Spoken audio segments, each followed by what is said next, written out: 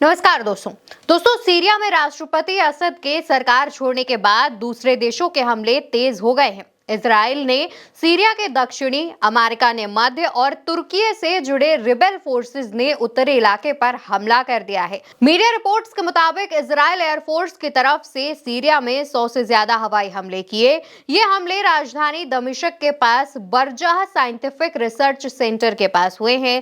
Israel को डर है कि असद सरकार ने यहीं पर केमिकली हथियार छुपा रखे हैं, यानी कि रासायनिक हथियार छुपा रखे हैं और ये हथियार सीरियाई संगठन के हाथ ना लगे, इसलिए इजराइल ताबड़तोड़ हमले कर रहा है। इससे पहले इजराइल ने 50 साल में पहली बार सीरिया बॉर्डर पार कर वहां के गोलान हाइट्स वाले हिस्से में अपनी सेना भेजकर बफर जोन पर कब्जा कर लिया था।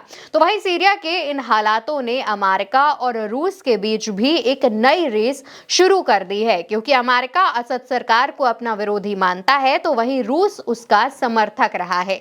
यही वजह है कि असद ने देश छोड़ा तो रूस निकल गए और असद की विदाई के बाद अमेरिका अब अपनी पैठ मजबूत करना चाहता है। इसलिए अमेरिका ने भी मध्य सीरिया में आतंकवादी संगठन आईएसआईएस के ठिकानों पर 75 से ज्यादा हवाई हमले कर दिए हैं।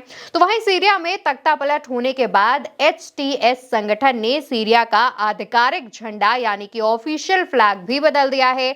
यह बदलाव सऊदी अरब में मौजूद सीरिया दूतावास में भी देखा गया, जहां पर सीरिया के पुराने झंडे को हटाकर नए झंडे को लगा दिया गया है। दोस्तों, जो पुराना झंडा है वो करीब साल 1980 से इस्तेमाल किया जा रहा है, लेकिन एचटीएस ने जो नया झंडा अपनाया है उसे असद सरकार से शासन से मुक्ति के तौर पर देखा जा रहा है। और सिर्फ इतना ही नहीं दोस्तों, हयात तहरीर अल शाम संगठन यानी कि एचटीएस संगठन ने इस बात का ऐलान कर दिया है कि वो महिलाओं पर कोई धार्मिक ड्रेस कोड नहीं थोपेंगे, यानी कि महिलाओं के पहनावे में दखल नहीं दिया जाएगा। इसके अलावा सभी समुदाय के लोगों के लिए व्यक्तिगत स्वतंत्रता भी दी जाएगी, यानी कि अब सीरिया में जब नए सरकार का गठन होगा, एचटीएस संगठन जब उस पर राज करने के लिए रेडी है, तो उस दौरान लोगों से कई वादे किए गए हैं। अब लोगों के लिए कई अहम बदलाव किए जाएंगे, जहां पर सबसे पहली बात जो उन्होंने क्लियर की है वो ये है